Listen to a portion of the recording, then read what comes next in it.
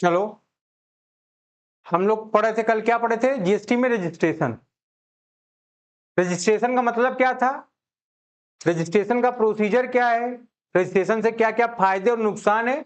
ये सारी बात आपको इस टॉपिक में कवर करना था।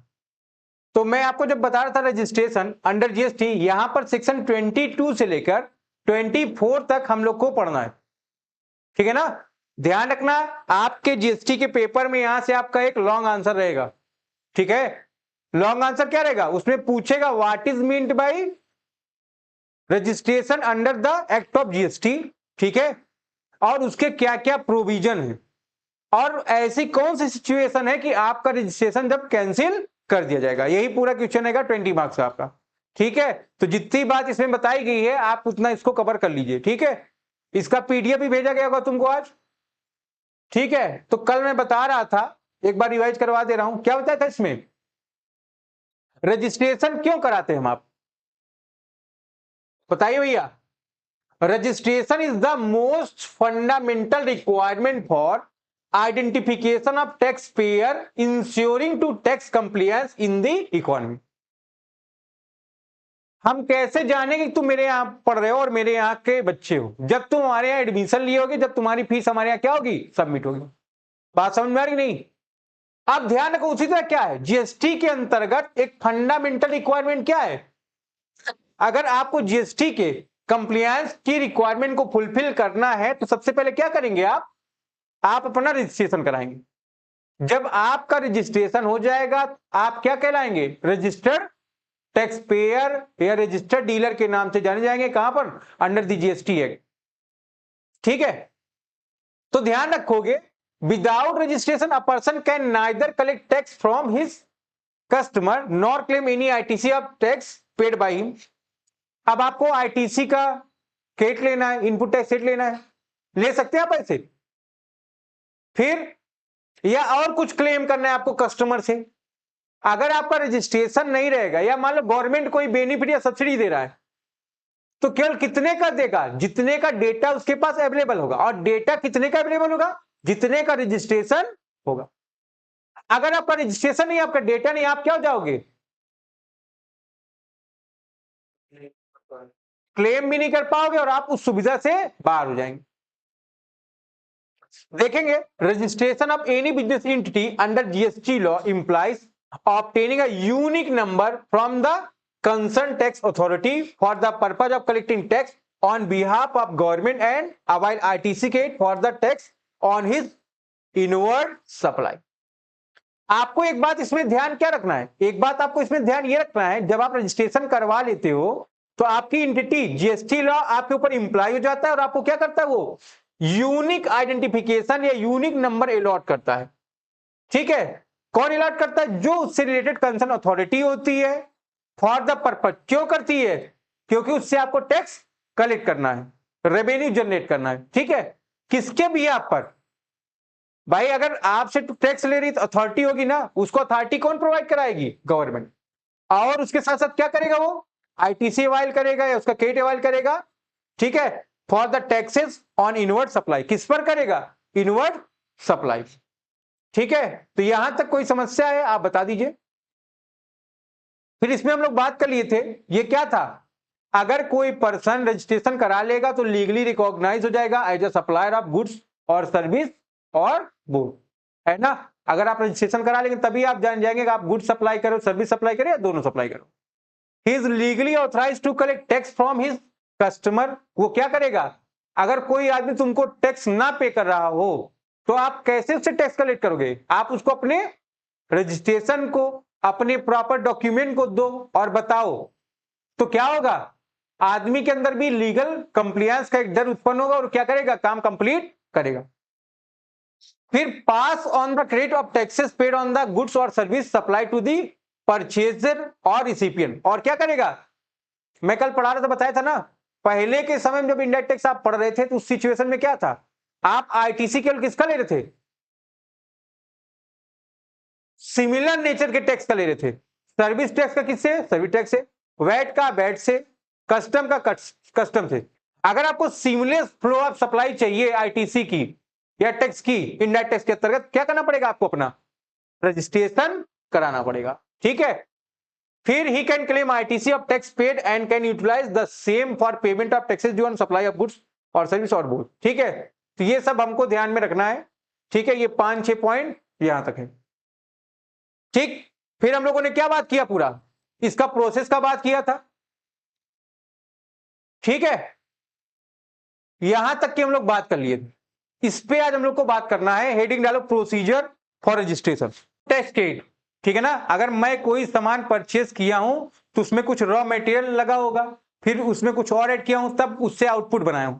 तो जितना भी मैंने इनपुट यूज किया उस पर जो टैक्स पे किया है उस पर मैं क्या ले सकता हूं, आईटीसी ले सकता हूं। And can utilise the same for payment of taxes due on supply of goods और सर्विसेज और बोथ, ठीक है ना।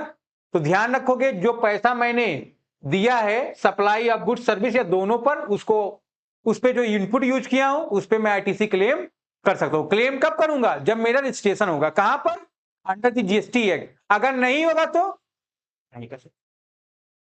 फिर seamless flow of ITC from suppliers to recipient at the national level. कल मैं बताया था आपको, पहले के समय में अगर सर्विस टैक्स है तो आप क्लेम कहां कर सकते हो, सर्विस में।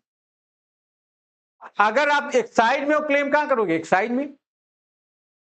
फिर अगर आप बैट में हो तो सब क्या था, सेम था।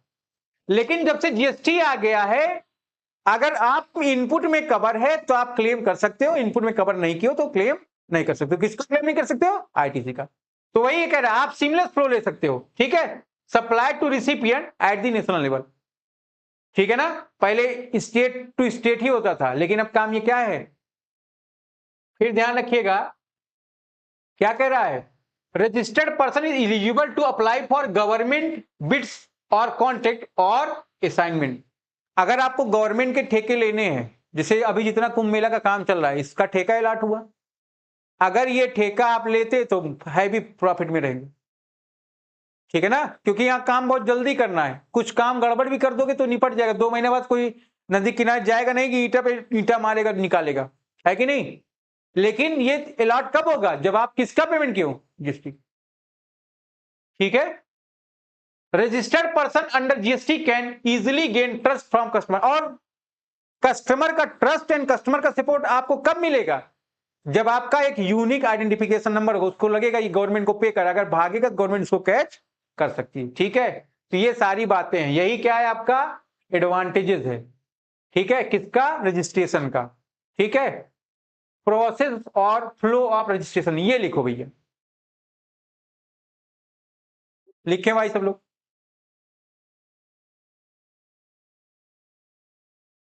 ध्यान रखोगे पहला बात क्या है, प्रोसेस में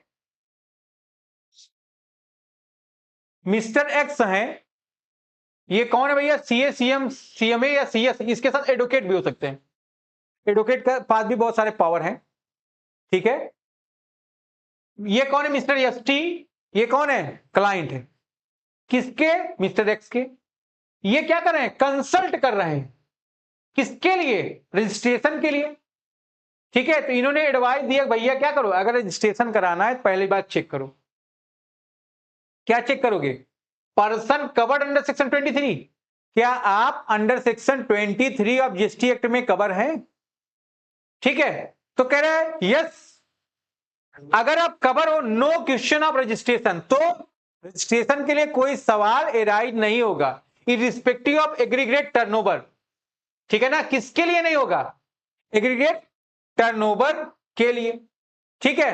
तो ध्यान रखोगे अगर आप 23 में कवर हो, चेक कर लो, क्या क्या चेक करना है, रजिस्ट्रेशन नहीं है उसके लिए कोई सवाल खड़ा नहीं होगा, कब, जब बात कहां की होगी, एग्रीगेट टर्नओवर की। कह रहा नो, क्या तुम 23 में कवर नहीं हो, तो फिर क्या चेक करना है, सेकंड चेक करना है कि क्या आप अंडर सेक्शन 24 में तो कवर नहीं हो।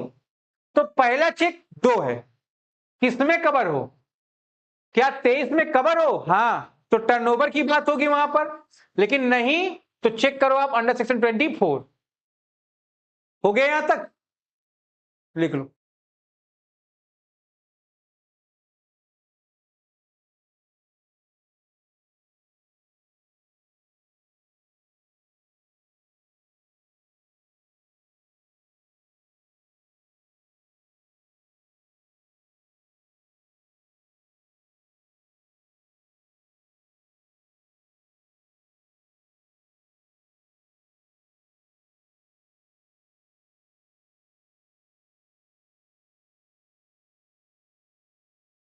हो गया।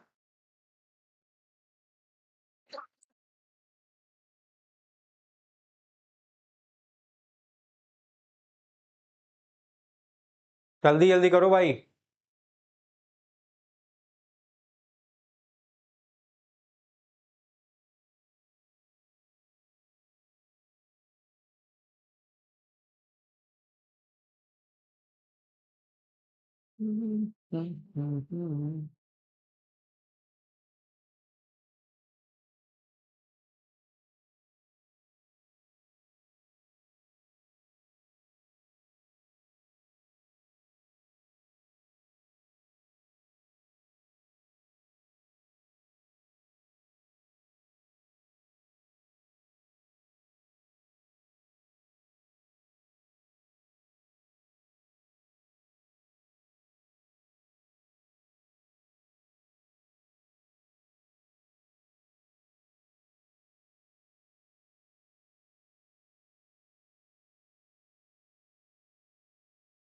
हो गया बेटा।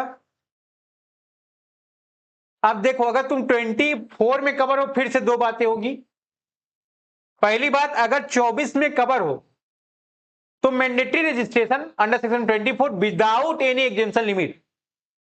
अब 24 क्या है, 22 क्या है, 23 क्या है, अब आगे बात करेंगे। कह रहे अगर 24 में कवर हो तो रजिस्ट्रेशन करा लो, यहां पर कोई लिमिट हमको चेक करने की जरूरत। लेकिन अगर नहीं हो, थर्ड चेक करो, person covered under clause 2, 3, 4 of section 22। तो क्या वो पर्सन क्लॉज 2, 3, 4 सेक्शन 22 के उसमें तो कवर नहीं है, ठीक है। फिर अगर इसकी बात होगी, फिर दो बात हो गई।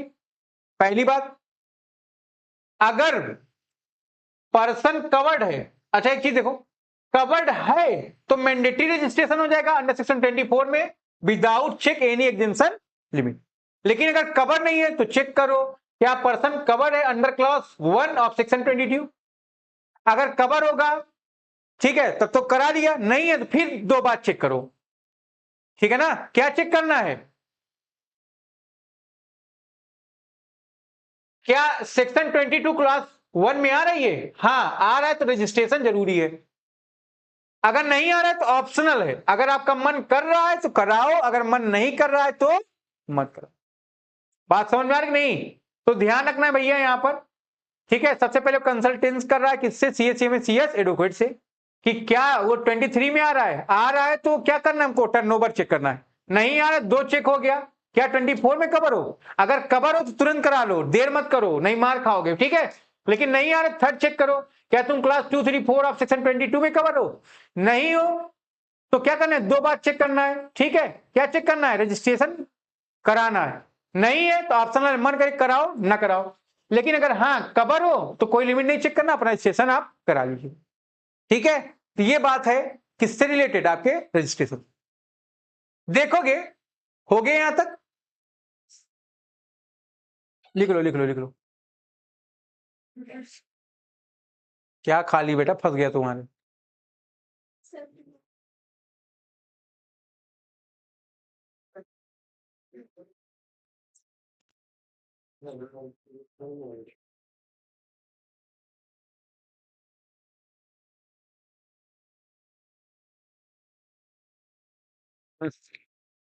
समस्याएं हैं।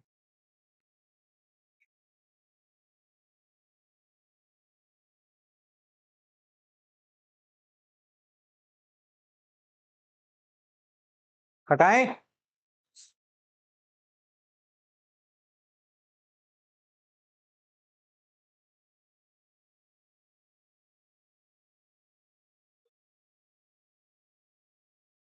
तुम बड़ा लिख रहे हो ना, मैं हटा दे रहा हूं, तुम नहीं लिख पा रहे हो।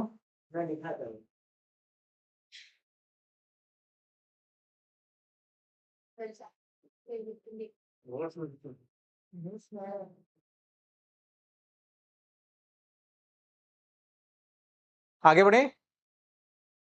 अब देखो सेक्शन 22 का लिए बात कर रहा है, 23 का लिए बात कर, 24 क्यों में बात कर रहा है। थक गए हो तो 5 मिनट विराम दे दें, ठीक।